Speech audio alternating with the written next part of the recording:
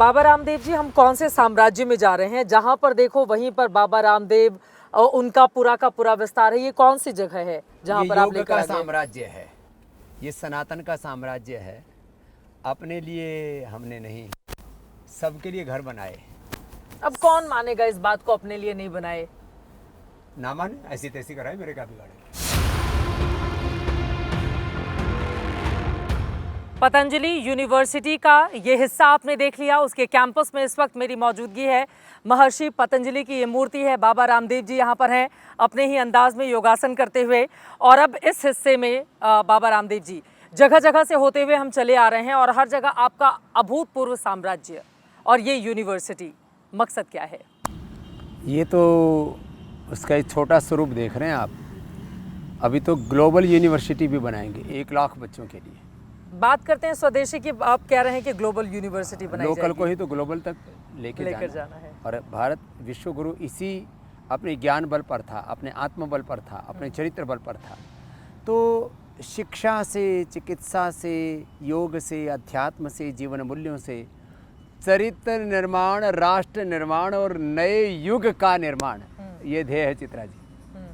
और इसी संकल्प के साथ आज पतंजलि के, मैंने कहा ना, लगभग 1 लाख करोड़ रुपए के हमने चैरिटेबल कार्य किए। 1 करोड़ से ज़्यादा कार्यकर्ता लगे हैं सेवा में निष्काम भाव से। और आप कोई भारत का कोना देख लीजिए, आपको सब जगह योग का वर्चस्व मिलेगा। बाबा रामदेव जी दिख जाएंगे केरल से कन्याकुमारी तक, हर जगह। केरल से कन्याकुमारी या कश्मीर से कन्याकुमारी तक। कश्मीर में भी हमने देखा था योग का कार्यक्रम पिछले बार कितना भव्य हुआ था। आप कह रहे हैं स्वदेशी पर इतना बल दिया जा रहा है, लेकिन आपके कुछ रॉ मटेरियल चाइना से भी तो आते हैं। देखिए, पूरी दुनिया में जो कुछ रेयर मिनरल्स हैं, कुछ ऐसे, देखो इसमें तो वन अर्थ वन योगा, कुछ चीज़ों में तो पूर्ण स्वदेशी के संकल्प के साथ भी आपको पूरी दुनिया से तो सहयोग लेना ही होगा। बाकी तो देखो, पूरा वर्ल्ड एक दूसरे के साथ कनेक्टेड है। कौन डायरेक्शन दे रहा है, कौन डोमिनेट कर रहा है, कौन दुनिया को रूल कर रहा है, लड़ाई अब इस पर आ गई है। लेकिन जब लोग आपको ट्रोल करते हैं कुछ मुद्दों पर, जैसे गोमूत्र की जब आप बात करते हैं, तो सवाल पूछा जाता है कि क्या गो कोला भी लेकर आएंगे बाबा रामदेव? चलो, ये भी तमन्ना कभी पूरी कर देंगे। गाय के मूत्र में जो सद्गुण है ना, हाँ। उससे हमने कैंसर को यदि रिवर्स किया तो उसके हमारे पास प्रमाण है। कैसे बॉडी को जो है डिटॉक्स करता है गोधन अर्क, उसको डिस्टिल करते हैं उसको। गोधन अर्क गाय के, स्वस्थ गाय के, देसी गाय के मूत्र से लिया हुआ एक औषधीय तत्व है। तो वो औषधीय तत्व जो है गाय में भी हो सकता है। यूरोप वाले ऊँटनी का मूत्र पीते हैं, तो वो उसमें कुछ उनके पुरखों ने देखा होगा। तो अपने देश में इतनी आलोचना क्यों होती है? तो वो ऊँटनी का पिए, गधी का पिए, उसमें दिक्कत नहीं है। हम यहाँ गाय के मूत्र के ऊपर रिसर्च करें, उसमें दिक्कत क्यों है? गोबर से बनी हुई ईंटों में रेडिएशन कम होता है, उसके अंदर अलग अलग प्रकार के, बहुत प्रकार के पॉल्यूशन को सोखने की ताकत होती है। तो गोबर की हमने ईंट भी बनाई आपको, और अभी तो मैंने उसके लिए करीब 100 कुटिया बनाई है, बहुत ज़बरदस्त। अच्छा, बाबा जी के बारे में ये भी कहा जाता है कि दाढ़ी वाले अब डील वाले हो गए हैं, हर चीज़ पे डील करते हैं। किस बात की मौके की ताक पर रहते हैं। हम लोगों को हील करते हैं, डील नहीं करते। डील नहीं करते हैं, लेकिन मौके की ताक में तो रहते हैं ना। अगर किसी इंटरनेशनल प्रोडक्ट के बारे में सवाल उठते हैं तो बाबा रामदेव जी उसी तरह का नया प्रोडक्ट हमारे लेकर पास मार्केट में आ जाते हैं। सारे केमिकल वाले प्रोडक्ट्स का विकल्प है।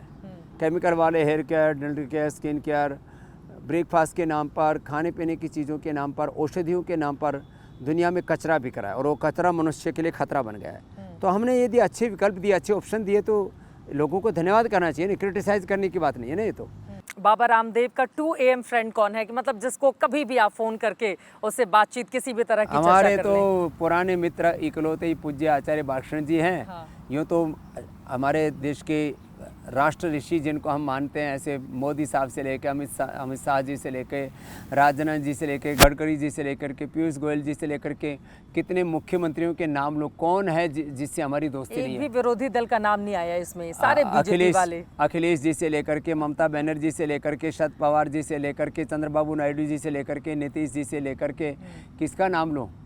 और देखो हमारी शत्रुता कोई राहुल गांधी जी से भी नहीं है, सोनिया गांधी जी से भी नहीं, कांग्रेस के सैकड़ों नेता हैं जो हमसे प्रीति करते हैं। और अब तो राहुल गांधी जी और सोनिया गांधी जी भी अनुभव कर रहे हैं कि जो पहले गलतियाँ हुई, हम स्वामी जी अब इनको छोड़ करके हम आपके साथ बात करना चाहते हैं। तो प्रस्ताव मेरे पास आते हैं। सोनिया गांधी और राहुल गांधी की ओर से आपके पास प्रस्ताव आया था कि बीती बातें जो आपके साथ रामलीला मैदान में हुई थी उसको छोड़कर अब नए सिरे से दोस्ती आगे बढ़ाते हैं। ठीक है, हमने कहा भाई हमारी तरफ आपकी से ताकत पहचान ली है कांग्रेस पार्टी ने। ताकत तो उनके आला देखो मेरी कमान क्या है, योग की, अध्यात्म की, ऋषियों की, सनातन की ताकत है। मैं तो उन ऋषियों का वंशधर हूँ और यंत्र मात्र हूँ। मैं किसी बात का ईगो नहीं रखता हूँ, गलत फहमी में नहीं रहता हूँ। हैं आप जो झगड़ा है?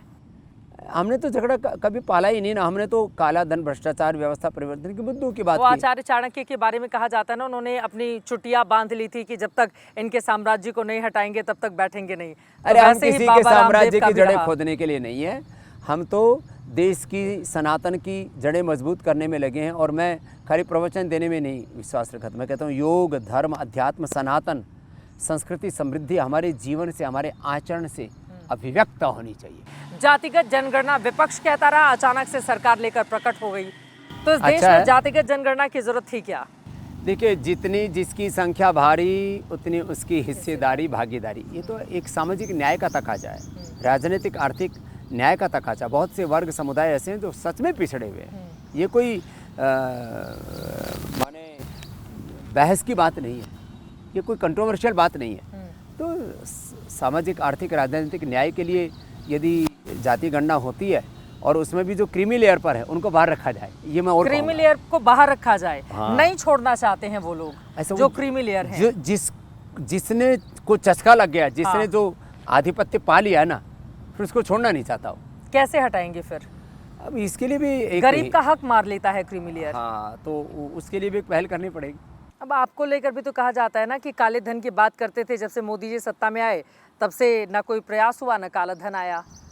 अब देखो, काला धन के रामदेव ऊपर जी तो भी आप शांत हो गए। बहुत इंटरव्यू लेते हो मोदी जी के और पार्टी वालों का, उनके नेताओं का।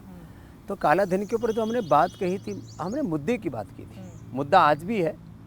अब काले धन के ऊपर सरकार को ज़्यादा काम करना होगा, क्योंकि देश में जो लोकतांत्रिक ताकत है ना सत्ता की, उसके पास अधिकार होते हैं व्यवस्थाओं को बदलने के। सरकार हमने को काले मन के ऊपर ज़्यादा काम किया और जो हमने बातें कही थी हाँ। वो तथ्यात्मक थी, कोई ऐसे हमने झूठे आंकड़े नहीं दिए। आखिरी सवाल, देश में क्या बदलते देखना चाहते हैं आप, और बाबा रामदेव का सबसे बड़ा सपना अब क्या बाकी रह गया है जिसको शिक्षा की गुलामी, चिकित्सा की गुलामी, आर्थिक गुलामी, वैचारिक सांस्कृतिक गुलामी, रोगों भोगों की गुलामी, गिलानी कुंठाओं में देश फंसा पड़ा है। शिक्षा की आज़ादी के लिए आचार्य कुलम, गुरुकुलम, ये पतंजलि विश्वविद्यालय जो आप देख रहे हैं, भारतीय शिक्षा बोर्ड।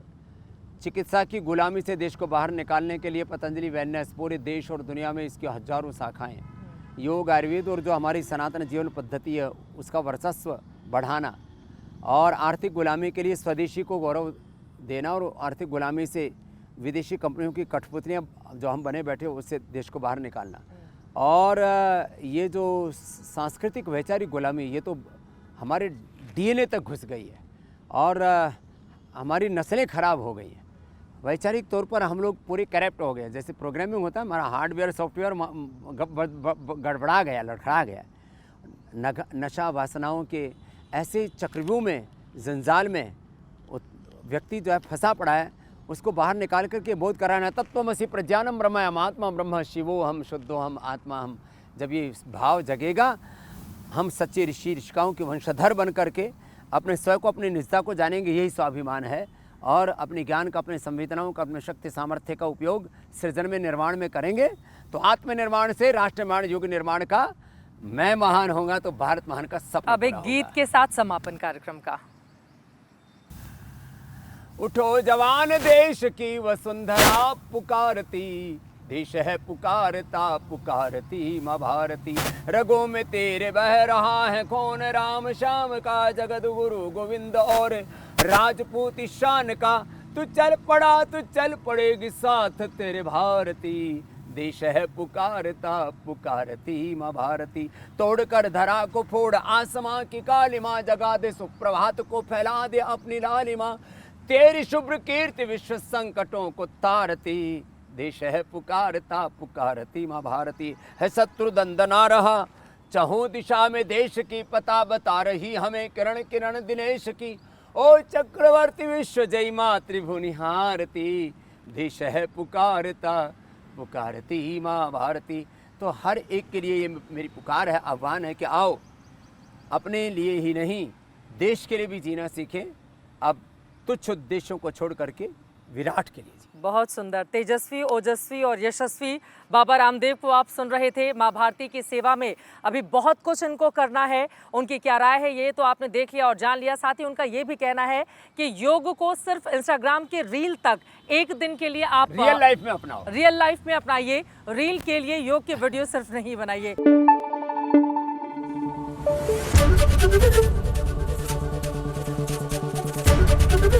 एबीपी न्यूज आपको रखे आगे।